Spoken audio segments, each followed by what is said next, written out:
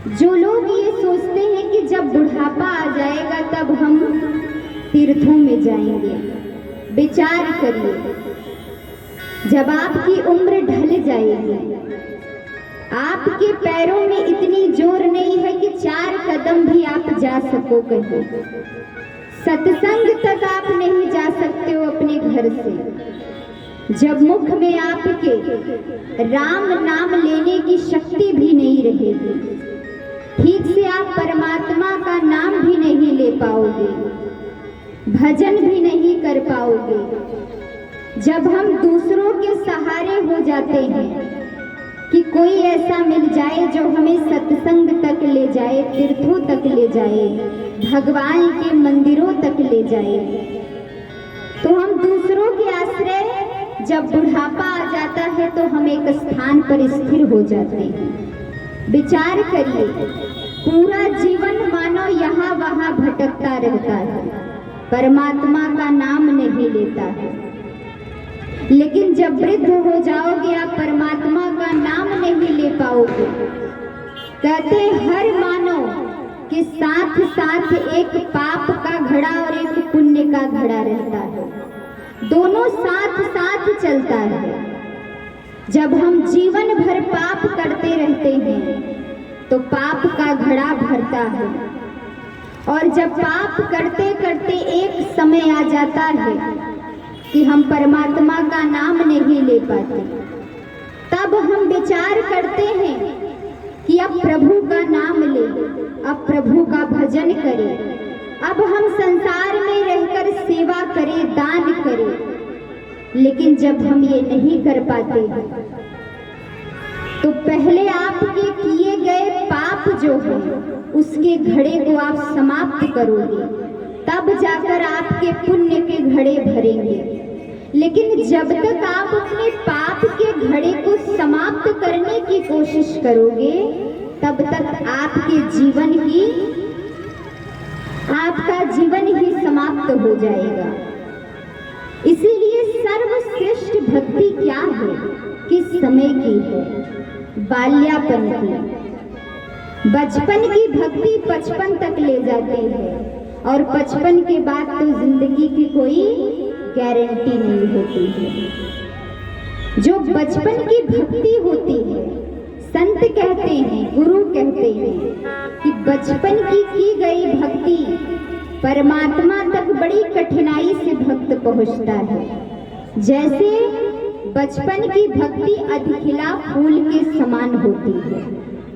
जब फूल कली होता है तब आप उसे परमात्मा के चरणों में नहीं ले जाते हो, लेकिन वही कली जब खिल जाती है तब आप आसानी से भगवान के चरणों में ले जाते हो।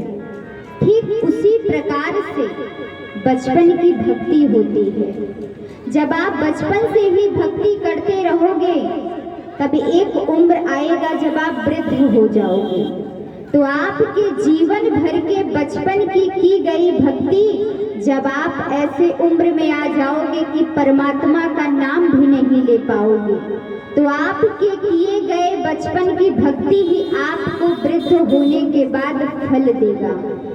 इसीलिए हमें बचपन से ही अपने संतान को सत्संग के रास्ते पर ले जाना चाहिए।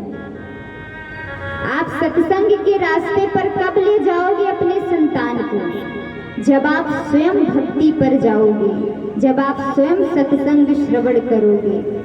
कहते हैं जो संतान होता है, जो बच्चा होता है, वो माता पिता के भक्ति को, सत्संग को, भजन कीर्तन को देख देख कर सीखता है। आप जैसा घर में करोगे आपका संतान वैसा करेगा। लेकिन जब आप स्वयं ही कथा में नहीं आओगे, भगवान का नाम नहीं लोगे, तो बोलो आपका संतान आएगा? नहीं। अभी भी हम किसके सहारे हैं? जब आप सत्संग में बैठोगे, सत्संग को श्रवण करोगे, तब आपको पता चलेगा कि सत्संग का रंग जब चढ़ता है तो जीवन भर कभी उतरता नहीं है। संसार के रंग को हम चढ़ा कर रखे हैं, इसीलिए भटक रहे हैं, अज्ञानी बने हैं। कुछ भी नहीं पता कि भक्ति कैसे की जाती है, क्यों किया जाता है। 3 प्रकार के ताप होते हैं, दैविक, दैहिक और भौतिक। इन तीनों प्रकार के तापों को नष्ट करने वाले कौन हैं? सच्चिदानंद भगवान। लेकिन ये तीनों प्रकार के ताप कब नष्ट होंगे, कब समाप्त होंगे? जब आप हृदय से परमात्मा का नाम लोगे। सत्संग में जब भी जाइए, जो आप परिक्रमा करते हो यज्ञ का परिक्रमा क्यों किया जाता है? आपको पता है? यज्ञ का परिक्रमा करने से क्या होता है? आप जितने कदम आगे बढ़ोगे, आप स्वर्ग की ओर जाओगे। यज्ञ अगर कोई परिक्रमा करता है तो आप आए दिन हर दिन करते हो, लेकिन जो 1000 परिक्रमा करता है उसके जन्म जन्मांतर के पाप नष्ट हो जाते हैं क्षण मात्र में।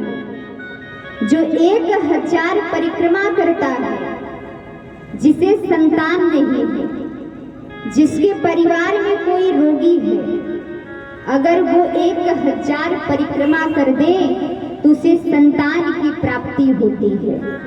लेकिन परिक्रमा भी करे तो कैसे करना चाहिए?